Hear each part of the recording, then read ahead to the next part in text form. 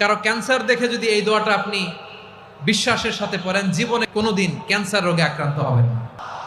অনেক সময় এমন হয়, হঠাৎ বিপদের সম্মুখীন হই আমরা, রেডি হয়ে বের হয়েছে অফিসে, হঠাৎ অ্যাক্সিডেন্টে পড়ে যাই, হঠাৎ পেটের ব্যথায় অজ্ঞান, এরকম হয় না? আপনাদের হয় না?